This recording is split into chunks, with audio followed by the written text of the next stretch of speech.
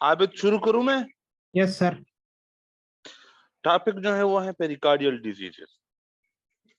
देखो हमने पढ़ा है कि हमारा जो हार्ट है, हमारे इस हार्ट की जो वाल है, क्या वाल, ये जो वाल है, जो दीवारें हैं, वो मुख्तलिफ लेयर्स की बनी हुई है। ठीक है, उसमें आपके पास सबसे जो अंदर वाली लेयर है, जो वेंट्रिकल के जो ब्लड के साथ लगती है, जिसके साथ ब्लड लगता है, वो क्या है सबसे अंदर वाली लेयर? एंडोकार्डियम। एंडोकार्डियम।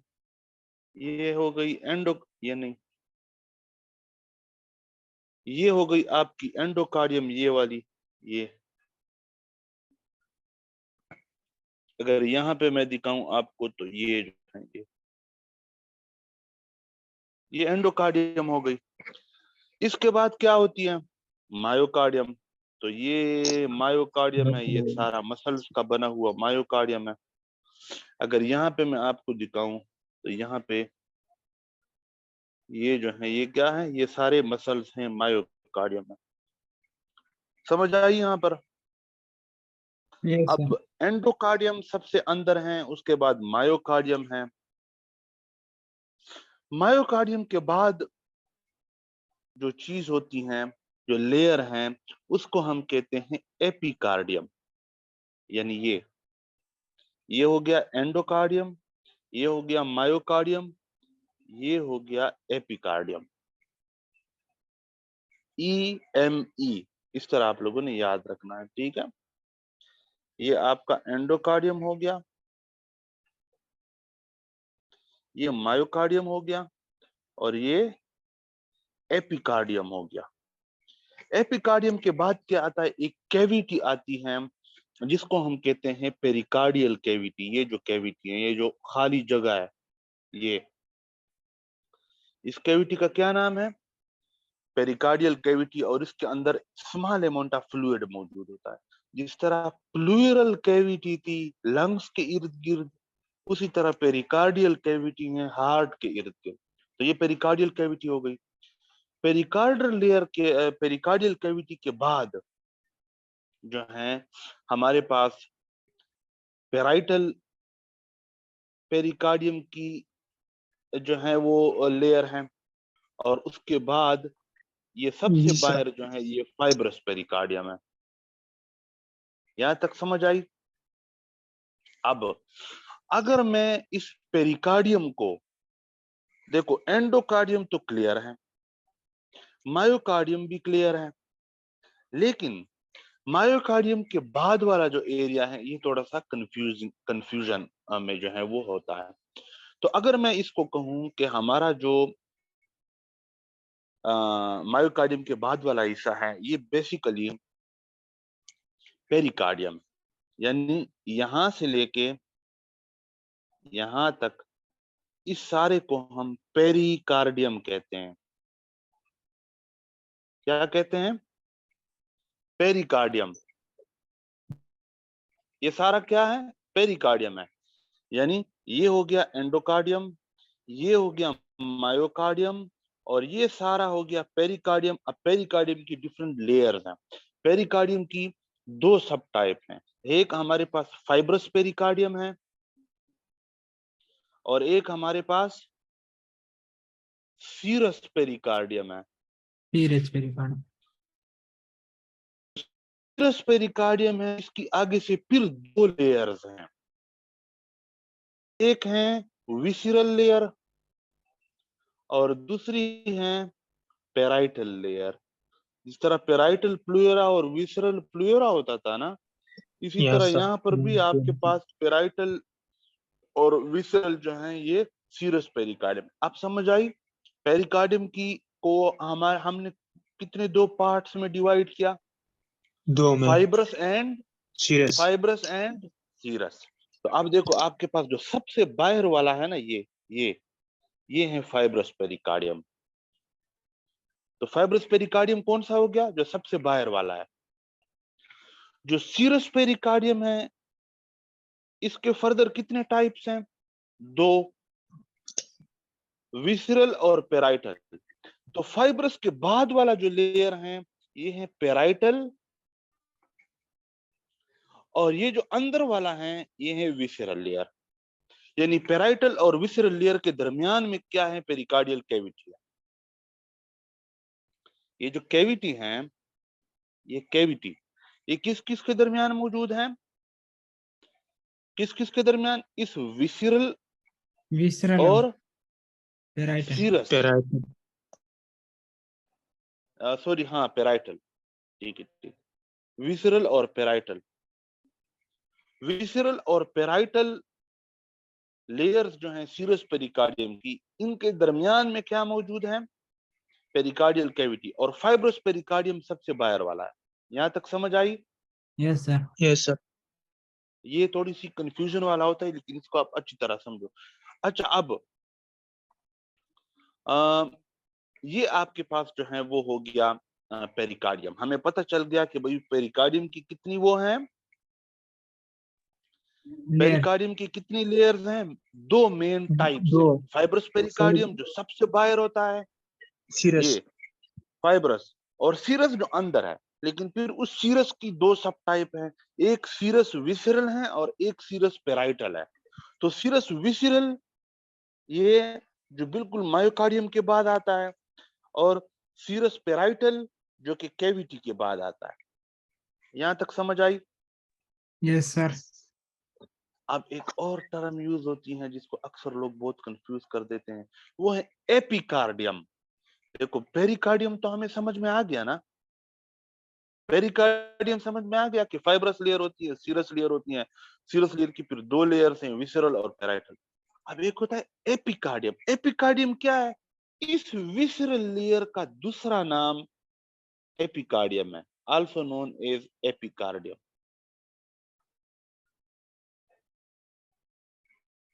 तो ये देख रहे हो, एपिकार्डियम क्या है?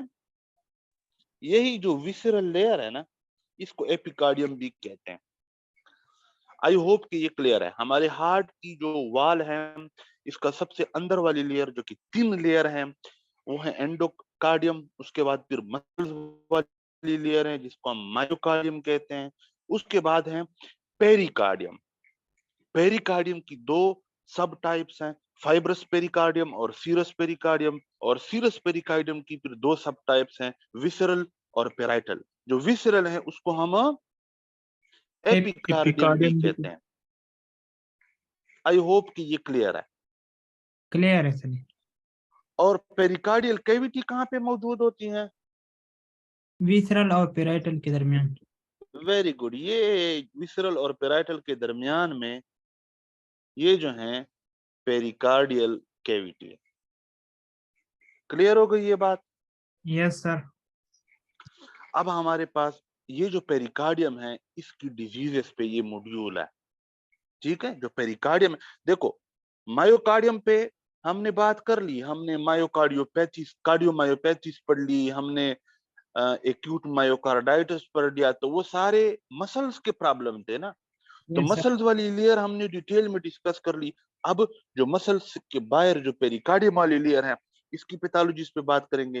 तो पेरिकार्डियम में कौन से मसले हो सकते हैं? इन्फ्लेमेशन हो सकती है। तो अगर पेरिकार्डियम के अंदर एक्यूट इन्फ्लेमेशन हो जाए, इसको हम एक्यूट पेरिकार्डाइटिस कहते हैं। अगर पेरिकार्डियम थिक हो जाए और इसके अंदर फाइब्रोसिस हो जाए और स्कार्स बन जाए, तो इसको हम कंस्ट्रिक्टिव पेरिकार्डाइटिस कहते हैं। जो पेरिकार्डियल कैविटी है, ये कैविटी, अगर इस कैविटी के अंदर बहुत ज्यादा मिकदार में फ्लूइड जमा हो जाए, तो इसको हम पेरिकार्डियल इफ्यूजन कहते हैं। इस तरह प्लूरल इफ्यूजन थी ना, वो प्लूरल Yes, sir. कैविटी के अंदर बहुत ज्यादा फ्लूइड जमा हो गया था। इसी तरह पेरिकार्डियल इफ्यूजन, अगर पेरिकार्डियल कैविटी के अंदर बहुत ज्यादा फ्लूइड जमा हो जाए। और कार्डियक टेम्पोनाड, ये किसे कहते हैं?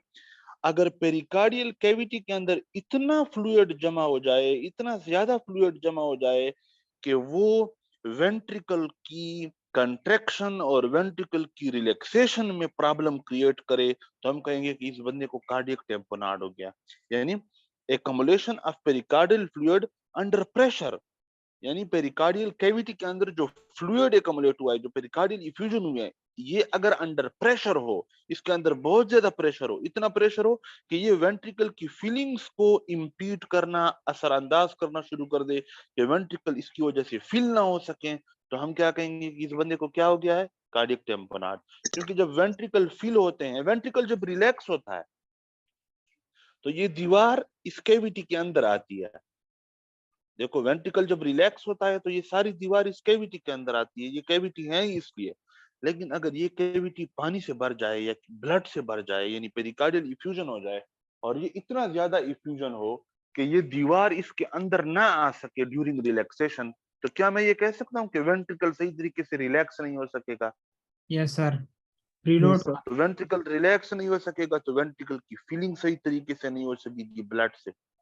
ठीक है, तो ये पैथोलॉजी है। सबसे पहली पैथोलॉजी है एक्यूट पेरिकार्डाइटिस। तो हम एक्यूट पेरिकार्डाइटिस पे बात करेंगे। एक्यूट पेरिकार्डाइटिस क्या है? Acute inflammation of the pericardium. नाम से जाहिर है। अब ये क्यों होता है भाई? पेरिकार्डियम क्यों इन्फ्लेम्ड हो गया?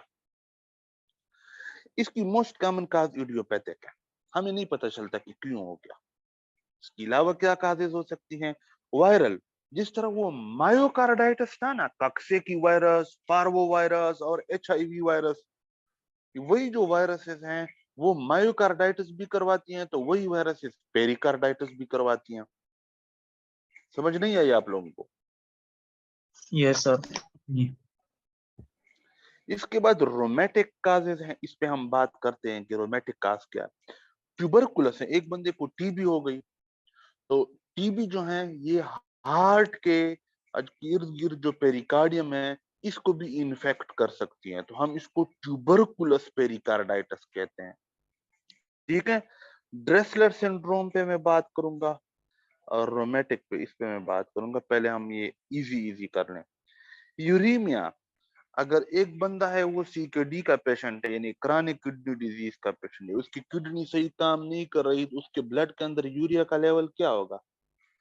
किडनी क्या करती है, आपकी बॉडी से यूरिया को निकालती है ना। तो अगर क्रॉनिक किडनी डिजीज का पेशेंट है, CKD का पेशेंट है, उसकी किडनी सही तरीके से काम नहीं कर रही, तो जिस्म के अंदर, ब्लड के अंदर यूरिया का लेवल ज्यादा होगा, और ये यूरिया जाके पेरिकार्डियम के अंदर इन्फ्लेमेशन करवाता है। इसको हम कहते हैं uraemic pericarditis.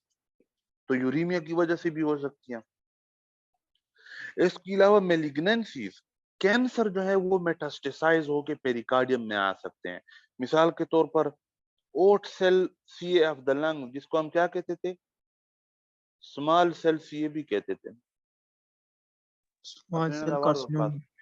Small cell carcinoma of the lung, जिसको ओट सेल कार्सिनोमा भी कहते हैं। इसके अलावा ब्रेस्ट CA, इसके अलावा रीनल सेल कार्सिनोमा, किडनी का कैंसर। ये सारे जो कार्सिनोमा हैं ये मेटास्टेसाइज होके कहाँ जा सकते हैं? पेरिकार्डियम में। और वहां पे Pericardium. जब मेटास्टेसाइज होके चले जाएं तो पेरिकार्डियम में इन्फ्लेमेशन, इन्फ्लेमेटरी कंपोनेंट भी शुरू हो जाता है, तो इन्फ्लेमेशन भी हो जाती है, पेरिकार्डाइटिस हो जाती है। इसके अलावा आयोट्रोजेनिक, यानी इलाज के दौरान, किसी इलाज की वजह से, किसी दवाई की वजह से अगर पेरिकार्डियम के अंदर इन्फ्लेमेशन हो जाए, या सर्जरी की वजह से, एक बंदा है उसकी चेस्ट की सर्जरी हो रही थी और गलती से जो बाहर की पेरिकार्डियम की लेयर है इसमें भी अगर मिसाल के तौर पर कोई डैमेज वगैरह हो गया, कोई जरासीम चले गए, तो ये सर्जरी की वजह से हुई ना ये इन्फ्लेमेशन। Yes, sir. इसी तरह कार्डियक इंस्ट्रूमेंटेशन, आप किसी बंदे के हार्ट के अंदर कोई प्रोसीजर कर रहे थे, कोई वाल्व डाल रहे थे, वाल्व खराब हो गया था, माइट्रल वाल्व या एआर्टिक वाल्व, आप सर्जरी कर रहे थे, वो माइट्रल वाल्व की रिप्लेसमेंट नया माइट्रल वाल्व डाल रहे थे, और ये इस दौरान, इस सर्जरी के दौरान पेरिकार्डियम की भी इन्फ्लेमेशन हो गई, तो इसको हम कहते हैं आयोट्रोजेनिक। जो ट्रीटमेंट रिलेटेड मसले हो जाते हैं उसको आयोट्रोजेनिक कहते हैं। तो आयोट्रोजेनिक भी हो सकता है पेरिकार्डाइटिस। क्लियर हो गई ये बात? Yes sir. अब आते हैं ये ड्रेसलर सिंड्रोम और रोमेटिक। ड्रेसलर सिंड्रोम क्या है? देखो एक बंदा है, उसको MI हुआ। क्या हुआ? Myocardial infarction. लेट सपोज ये इस बंदे के मायोकार्डियम था ना, लेट सपोज मायोकार्डियम का ये एरिया क्या हो गया? डेड हो गया। यहाँ पे मायोकार्डियल इंफार्क्शन हो गई मायोकार्डियल इंफार्क्शन हो गई सर. हो गई। अब देखो, मायोकार्डियल इंफार्क्शन की आपने ट्रीटमेंट वगैरह की, पेशेंट को आपने मेडिसिन दी और ये चला गया। 3 से 6 हफ्ते बाद ये दोबारा आया, कि मुझे चेस्ट पेन हो रही है, ये मसला है, वो मसला है, और आपने जब इन्वेस्टिगेट किया तो आपको पता चला कि इस बंदे को तो पेरिकार्डाइटिस हुआ है। तो ये मायोकार्डियल इन्फार्क्शन के 3 से 6 हफ्ते बाद जो पेरिकार्डाइटिस होता है, इसको हम कहते हैं Dressler syndrome. Seen 3 to 6 weeks post MI, यानी एमआई के 3 से 6 हफ्ते बाद। अब ये होता क्यों है? सवाल ये पैदा होता है कि क्यों हुआ? ये पैदा होता है ना सवाल। बिल्कुल। तो अब देखो, ये बेसिकली इसलिए होता है, ये समझा जाता है कि ये एक ऑटो इम्यून फिनोमेना है। यानी ये जो पेरिकार्डाइटिस हुआ है, ये इसलिए हुआ है क्योंकि जब इस पेशेंट को एमआई हुआ और 3 से 6 हफ्ते गुजर गए, तो यहाँ पे ये स्कार बन जाता है ना। जो जगह मायोकार्डियम की डेड हो चुकी है, उस जगह पे तो स्कार बन जाता है। तो ये जब स्कार बन जाता है तो हमारा इम्यून सिस्टम क्या करता है? हमारा इम्यून सिस्टम ये सोचता है कि यार ये तो कोई बाहर की चीज पड़ी हुई है, क्योंकि इम्यून सिस्टम बेचारे को तो नहीं पता कि ये यहाँ पे एमआई हुआ था जिसकी वजह से यहाँ पे स्कार बना हुआ है। तो इम्यून सिस्टम ये समझता है कि ये कोई बाहर की चीज पड़ी हुई है, तो वो इसके खिलाफ एंटीबॉडीज बनाता है, और वो एंटीबॉडीज आके इसके इर्द गिर्द जो पेरिकार्डियम की लेयर है, उस पेरिकार्डियम को अटैक करती हैं, जिसकी वजह से पेरिकार्डियम के अंदर क्या हो जाता है? इन्फ्लेमेशन, अच्छा, यानी पेरिकार्डाइटिस हो जाता है। तो इस पेरिकार्डाइटिस को हम क्या कहते हैं? Acute post. इसको क्या कहते हैं? Dressler syndrome. Dressler syndrome. कि ये एक ऑटो इम्यून पेरिकार्डाइटिस है, यानी ये हमारे अपना इम्यून सिस्टम है, वो जाके पेरिकार्डियम के अंदर इन्फ्लेमेशन करवा देता है, वो पेरिकार्डियम के खिलाफ एंटीबॉडीज बना देता है। क्यों एंटीबॉडीज बनाई पेरिकार्डियम के खिलाफ? क्योंकि इस बंदे को 3 से 6 हफ्ते पहले एमआई हुआ था और अब स्कार बन गया है, तो इम्यून सिस्टम ये समझता है कि ये स्कार कोई बाहर की चीज पड़ी हुई है, कोई बैक्टीरिया है, कोई वायरस है, कोई और चीज है, तो वो इसके खिलाफ क्या बनाता है? एंटीबॉडीज। एंटीबॉडी। और वो एंटीबॉडीज इस बंदे के पेरिकार्डियम को आके अटैक करके इन्फ्लेम कर देती हैं, यानी पेरिकार्डाइटिस हो जाता है। इन्फ्लेमेशन ऑफ द पेरिकार्डियम को पेरिकार्डाइटिस कहते हैं ना। Yes sir. तो ये जो अपने इम्यून सिस्टम की वजह से हुआ, इसको हम, ये जो ऑटो इम्यून पेरिकार्डाइटिस है, this is called Dressler syndrome. Clear हो गई ये बात? Yes sir. Yes sir. अब एक होता है रोमेटिक पेरिकार्डाइटिस। अब देखो ये क्यों होता है? ये होता है, मिसाल के तौर पर एक बंदा था, उस बंदे को गले के अंदर, लेट सपोज इस बंदे को थ्रोट के अंदर इन्फेक्शन हो गया, group A beta B haemolytic haemolytic bacteria. Streptococcus. Group A beta haemolytic streptococcus bacteria का क्या हो गया? इन्फेक्शन हो गया, गला इसका खराब हो गया। और ये गला जो खराब हुआ है, जो इन्फेक्शन हुआ है, ये किसने किया है?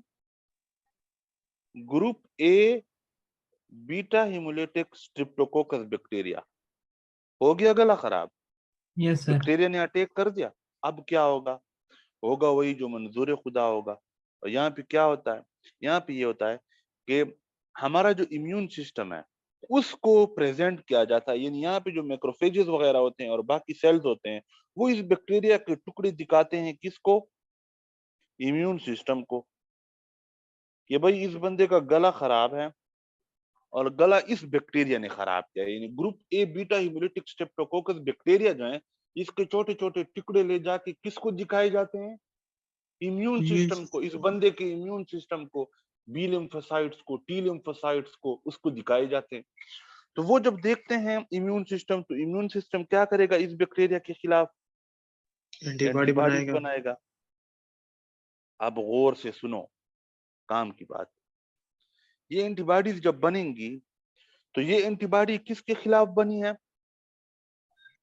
बैक्टीरिया के खिलाफ बनी है ना। Yes group A sir. Beta haemolytic streptococcus bacteria के खिलाफ बनी है। और बैक्टीरिया की किस चीज के खिलाफ बनी है? उन बैक्टीरिया के अंदर एक प्रोटीन होता है जिसको हम कहते हैं एम प्रोटीन। कौन सा प्रोटीन? M M protein. Protein. M pro. उन बैक्टीरिया के अंदर, group A beta haemolytic protein के अंदर एम प्रोटीन होते हैं, उसके खिलाफ ये एंटीबॉडीज बनती हैं। तो ये एंटीबॉडीज जब आती हैं एम प्रोटीन को अटैक करने के लिए, तो यहाँ पे क्या हो जाता है? ये इस बंदे का दिल है ना, और ये इस बंदे के दिल के बाहर पेरिकार्डियम है ना। Yes sir. तो इस लेट सपोज ये एम प्रोटीन है, ये एम प्रोटीन है, लेट सपोज इसी एम प्रोटीन की तरह नजर आने वाले कुछ कंपोनेंट पेरिकार्डियम में भी होते हैं। तो हमारी एंटीबॉडीज कंफ्यूज हो जाती हैं, वो ये समझती हैं कि शायद ये group A beta hemolytic streptococci bacteria pericardium में भी पड़ा हुआ है, तो वो ये एंटीबॉडीज पेरिकार्डियम के ऊपर भी अटैक करती है। हालांकि इस बेचारे को ये पता नहीं होता कि ये जो एम प्रोटीन है जो कि बैक्टीरिया के अंदर था, उसकी और इस प्रोटीन की सिर्फ शक्ल मिलती है। यानी हर बंदे के इस पेरिकार्डियम के अंदर ये एम प्रोटीन की तरह के प्रोटीन पड़े होते हैं, लेकिन एंटीबॉडीज को तो ये नहीं पता चलता। एंटीबॉडीज तो ये समझती हैं कि शायद ये वही प्रोटीन है जो बैक्टीरिया वाले थे, तो शायद इधर भी बैक्टीरिया घुसा हुआ है। समझ नहीं आई आप लोगों को? सर आ रही है सर। इस फिनोमिना को कहते हैं molecular mimicry. Molecular mimicry, mimicry किसे कहते हैं? नकल उतारना। तो ये यहाँ पे मसला क्या हुआ? मॉलिक्यूलर मिमिक्री, यानी यहाँ पे ये जो प्रोटीन्स थे, इनकी जो शक्ल है वो बैक्टीरिया के एम प्रोटीन के साथ क्या करती है? मिलती मिलती हैं, जुलती। मिलती जुलती हैं। तो एंटीबॉडीज कंफ्यूज हो जाती हैं, वो उधर भी अटैक करती हैं और वो इधर भी अटैक करती हैं। तो यहाँ पे जब अटैक होगा तो पेरिकार्डियम के अंदर क्या हो जाएगी? इन्फ्लेमेशन हो जाएगी। इन्फ्लेमेशन हो जाएगी। एंटीबॉडीज जब आके पेरिकार्डियम को अटैक करेंगी तो पेरिकार्डियम अंदर इन्फ्लेमेशन हो जाएगी। तो इसको हम क्या कहेंगे? हम कहेंगे कि ये रोमेटिक पेरिकार्डाइटिस है। ये कौन सा पेरिकार्डाइटिस है? रोमेटिक पेरिकार्डाइटिस है। ये कब होता है? Following interaction with group A streptococcus bacteria, immune system begins to attack the endogenous structure, यानी हमारे जिस्म के अपने स्ट्रक्चर। और वो स्ट्रक्चर कौन सा स्ट्रक्चर था? M protein. Proteins in the pericardium, proteins in the pericardium, उनको अटैक करना शुरू कर देता है। क्यों अटैक करता है? क्योंकि they are mistaken for the bacterial protein. गलती से हो जाता है। हाँ, एंटीबॉडीज ये समझती हैं कि शायद ये बैक्टीरिया वाला प्रोटीन है। सही है। और इस प्रोसेस को मॉलिक्यूलर मिमिक्री कहते हैं। समझ आई है या नहीं आई? सर आ गई है। आइए सर। तो ये डिफरेंट काजेज हैं पेरिकार्डाइटिस की। अब पेशेंट कैसे प्रेजेंट होगा? शार्प पेन होगी, ठीक है, क्योंकि इन्फ्लेमेशन है ना। तो इन्फ्लेमेशन की जो पेन होती है वो तो शार्प होती है। डिफ्यूज होगी, यानी एक जगह पे नहीं होगी। मरीज पूरे सीने पे हाथ रख के कहेगा कि मुझे पेन हो रही है। तो शार्प पेन होगी, तेज। और डिफ्यूज होगी, यानी किसी एक खास जगह पे नहीं होगी, पूरे चेस्ट में होगी। और प्लूरिटिक होगी, ठीक है। प्लूरिटिक चेस्ट पेन किसे कहते हैं वो फिर मैं आपको बताता हूँ। मतलब सांस लेने के साथ ये दर्द कम और ज्यादा होगी, ठीक है। वो क्यों होगी? क्योंकि हार्ट कहाँ पड़ा हुआ है? या मिड स्टैंड में लंग्स पड़ा, के लंग्स दरमियान में के पड़ा हुआ है। दरमियान में पड़ा हुआ है। लंग्स के दरमियान में पड़ा हुआ है। तो आप जब सांस लोगे, तो आप जब सांस लेते हो तो आपके लंग्स एक्सपेंड करते हैं। जब सांस बाहर निकालते हो तो लंग कोलैप्स करते हैं। तो ये लंग जब एक्सपेंड और कोलैप्स होते हैं तो हार्ट के इर्द गिर्द ये जो पेरिकार्डियम है इसके ऊपर प्रेशर पड़ता है या नहीं पड़ता? सर पड़ता है। तो वो इसलिए ऑलरेडी जो पेरिकार्डियम इन्फ्लेम्ड है, जब आप सांस लोगे और आपके लंग्स एक्सपेंड करेंगे तो वो पेरिकार्डियम के साथ थोड़ा सा लगेंगे, प्रेशर पड़ेगा। तो अगर कोई जगह इन्फ्लेम्ड हो और आप उसको दबाओ तो उधर दर्द ज्यादा हो जाता है। तो यस ये सर। यहाँ पे इसलिए ये दर्द ज्यादा होगा, प्लूरिटिक चेस्ट पेन होगी, सांस लेने के साथ जो है ये दर्द ज्यादा होगा। और ये दर्द ज्यादा हो जाएगा जब पेशेंट लेटेगा। सुपाइन किसे कहते हैं? जब आप सीधा लेटते हो। मरीज कहेगा डॉक्टर साहब जब मैं सीधा मेरे सीने में दर्द हो रही है, एक जगह पे नहीं है, पूरे सीने में है, यानी डिफ्यूज पेन है। और मैं जब सीधा लेटता हूं तो ये दर्द और ज्यादा हो जाती है। लेकिन जब मैं बैठता हूं तो ये दर्द कम हो जाती है। लीनिंग फॉरवर्ड यानी कि बैठना, बैठने से ये दर्द कम हो जाती है। और लेटने से क्या होती है? ज्यादा।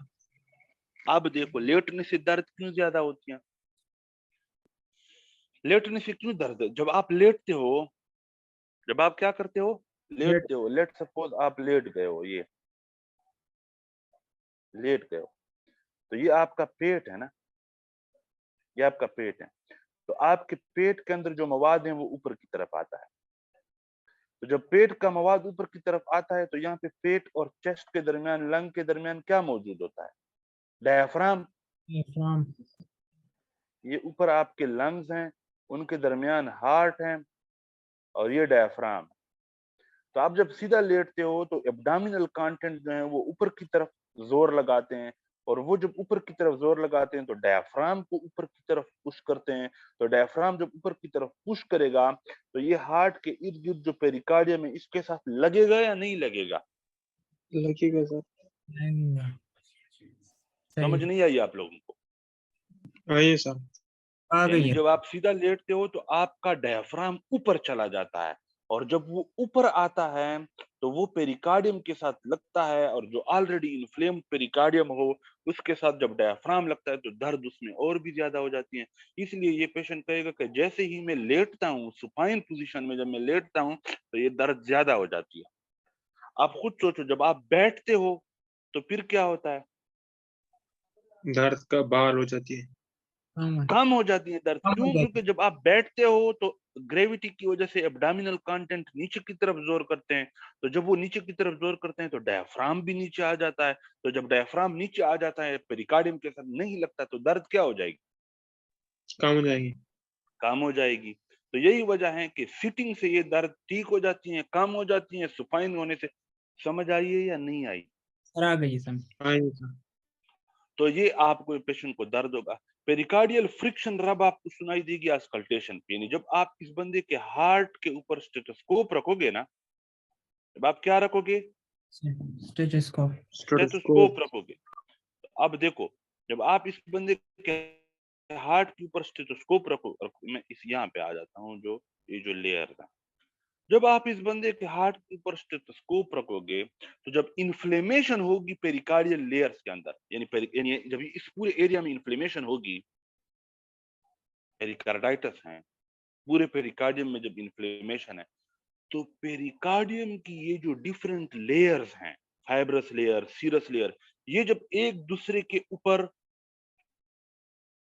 वो होंगी, मूवमेंट करेंगी, जाहिर है जब हार्ट कंट्रैक्ट और रिलैक्स होता है तो ये फाइब्रस और सीरस लेयर एक दूसरे के ऊपर मूवमेंट करती है ना। Yes sir. Yes sir.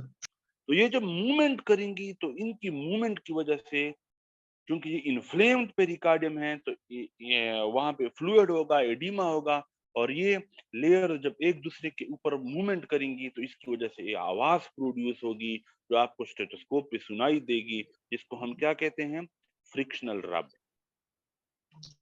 जब गड़बड़। पेरि जब पेरिकार्डियम की लेयर्स इन्फ्लेम्ड हो जाएं और इन्फ्लेमेशन के बाद वो एक दूसरे के ऊपर रबिंग करते हैं तो फ्रिक्शन प्रोड्यूस होती हैं, और वो आवाज आपको सुनाई देती है स्टेथोस्कोप पे, अस्कल्टेशन पे, जिसको हम कहते हैं पेरिकार्डियम। तो देखो, आपके पास एक पेशेंट आया, किसी भी वजह से, लेट सपोज उसको वायरल इन्फेक्शन हुआ था, रोमेटिक गला उसका खराब हुआ था, या टीबी का मरीज है, या एमआई हुआ था 3 से 6 हफ्ते पहले, या यूरिमिक पेशेंट है, यानी सीकेडी का, क्रॉनिक किडनी डिजीज का पेशेंट है, या मेलिग्नेंसी का पेशेंट है, या रिसेंटली उसकी चेस्ट की कोई सर्जरी, दिल की कोई सर्जरी हुई है, या का हार्ट के अंदर कार्डियक कोई इंस्ट्रूमेंटेशन हुई है, कोई इंस्ट्रूमेंट डाला गया है, कोई वाल्व डाला गया है, और वो आता है और कहते हैं कि मुझे शार्प शदीद किस्म की पेन हो रही है पूरे चेस्ट में, यानी डिफ्यूज, और ये प्लूरेटिक है, यानी सांस लेने के साथ कम ज्यादा होती हैं, और लेटने से ये मजीद ज्यादा हो जाती हैं, और बैठने से ये कम हो जाती हैं।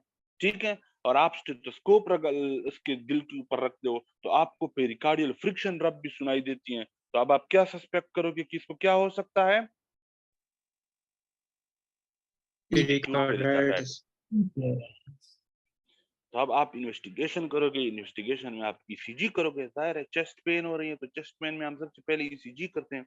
अब ईसीजी में एक बहुत ही पेक्यूलर और खास किस्म की प्रेजेंटेशन होगी। ईसीजी में कितनी लीड्स होती हैं? ईसीजी 6। देखो ना, पढ़ते नहीं हो आप लोग? 12 मेरे भाई, 12। Yes sir. V1, V2, V3, V4, V5, V6।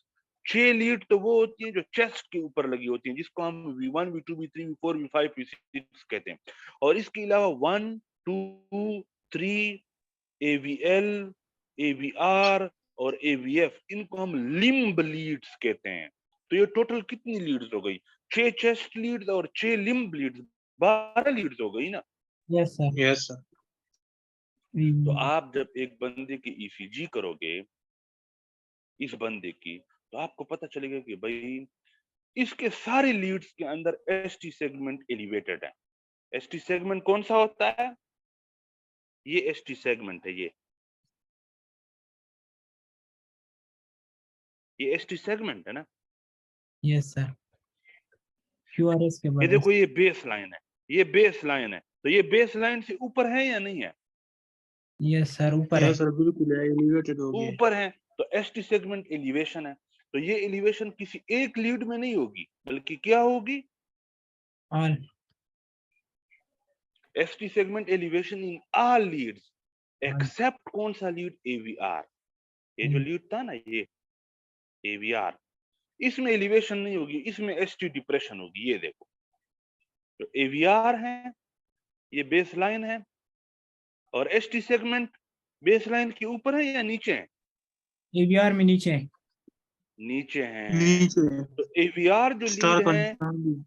जो एवीआर लीड है, इसमें एसटी सेगमेंट डिप्रेशन होगी। इसके अलावा जितने भी लीड्स हैं, सारे लीड्स में एसटी सेगमेंट क्या होगी? ऊपर होगा। Elevation elevation. होगी। अब उसके बाद आता है पीआर सेगमेंट। देखो पीआर सेगमेंट क्या होता है? ये पी वेव हो गया, और ये जो सेगमेंट है, ये यानी ये जो है,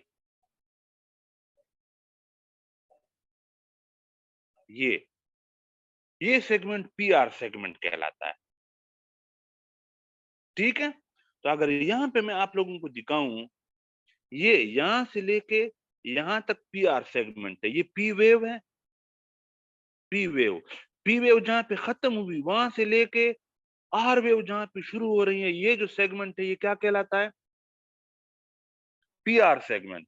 तो अब मुझे बताओ, पीआर सेगमेंट ऊपर है इस बंदे में, इस बंदे की ईसीजी में, बेस लाइन से ऊपर है या नीचे है? नीचे है। नीचे नीचे। है।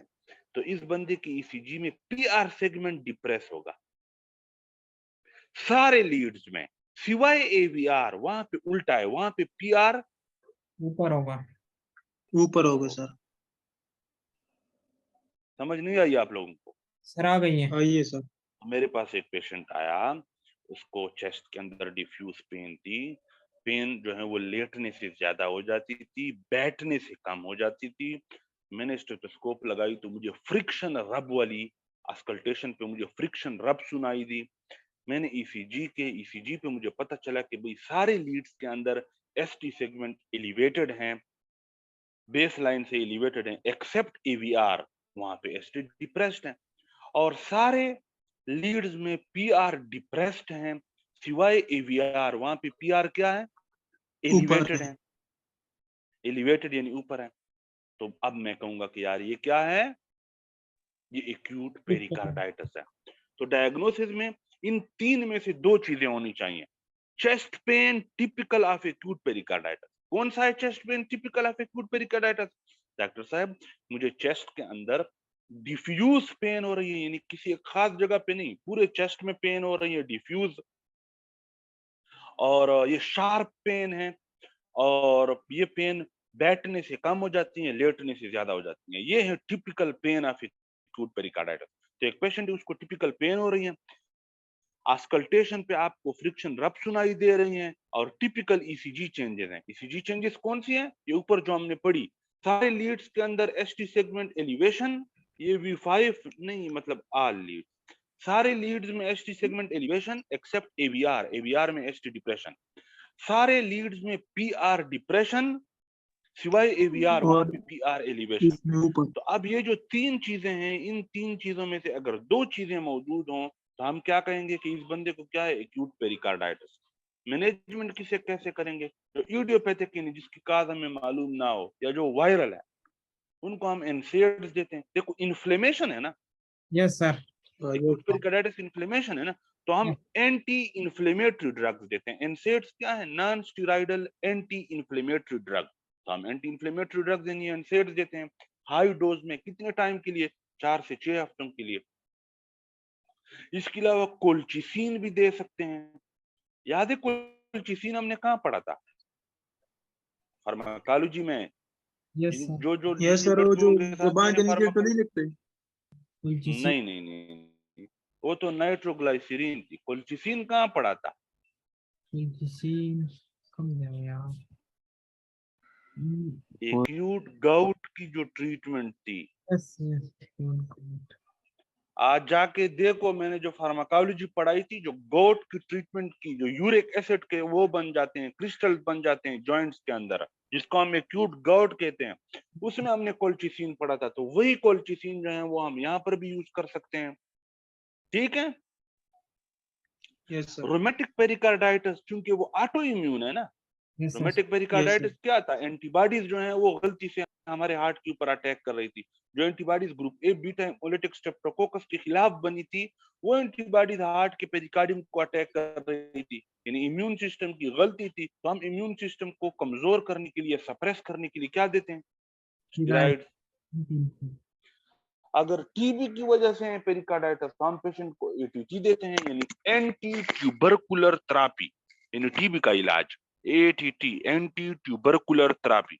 और साथ में शॉर्ट कोर्स ऑफ स्टेरॉइड भी देते हैं।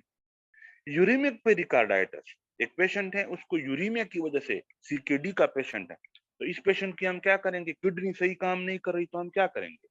डायलिसिस करेंगे। वो साफ करेंगे।